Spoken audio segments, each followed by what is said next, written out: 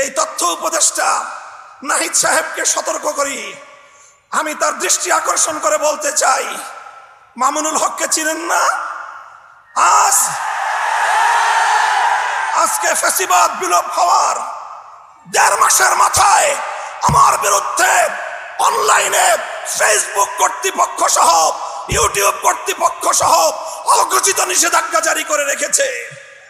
আমার news cover করে এই পর্যন্ত বাংলাদেশে প্রায় শতাধিক জাতীয় নিউজ পোর্টাল তারা রেস্ট্রিকশনের শিকার হয়েছে। আপনারা ওখানে বিলাসিতা করেন, বৈষম্যের বিরুদ্ধে সংগ্রামী আমাদেরকে আমাদের সমস্যাগুলোকে সমাধান করবার কোনো চিন্তা আপনাদের নাই। আপনারা উপদেষ্টা পরিষদ রাষ্ট্র পরিচালনা করতে পারবেন না আমাদের সহযোগিতা ছাড়া। আমার এই বক্তব্যের 24 ঘন্টার মধ্যে যদি আপনারা কোনো ব্যবস্থা গ্রহণ না করেন, আমরা আপনাদের বিরুদ্ধে ব্যবস্থা গ্রহণ করতে বাধ্য হব।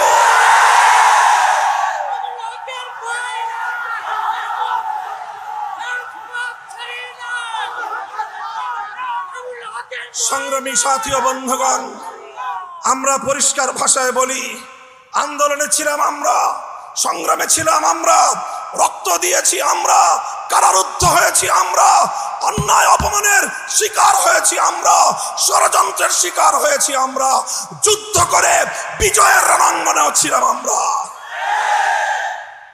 এখন সম্মিলিতভাবে এই রাষ্ট্রটাকে এগিয়ে নেওয়ার দায়িত্ব আমাদের। আমরা সহযোগিতা করতে চাই, গায়ে পড়ে সহযোগিতা করতে চাই। আমাদের গায়ে পড়ে সহযোগিতা যদি পায়ে ঠেলতে চান, সে পা ভেঙ্গে গুড়িয়ে দিতে এক মুহূর্ত আমরা বিলম্ব করব না।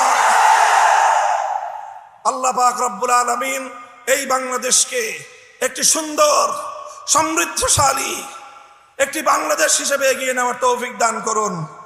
আমরা পরিষ্কার ভাষায় বলি, আমরা ইসলামী রাজনীতি করি, এদেশে খেলাফত রাষ্ট্র ব্যবস্থা প্রতিষ্ঠার জন্যই আমাদের জীবন যৌবনকে আমরা উৎসর্গ করতে চাই।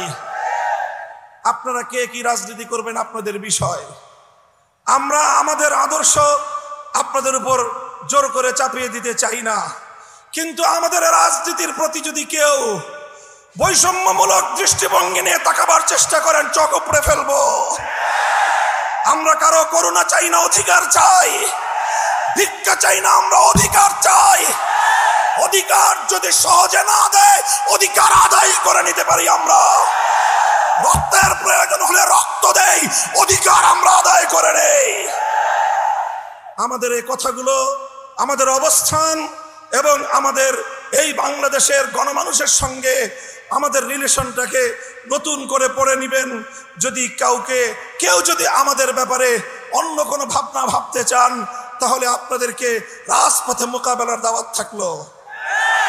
সংগ্রামী সাথী ও বন্ধুগণ, একটি সুন্দর বাংলাদেশ গড়ে উঠুক, বৈষম্যহীন বাংলাদেশ গড়ে উঠুক। আর কোনো শিক্ষাঙ্গনে তোফাজ্জলদের মতো আর কোনো মানুষকে যেন এভাবে বিচার বহির্ভূত হত্যাকাণ্ডের শিকার হতে না হয়।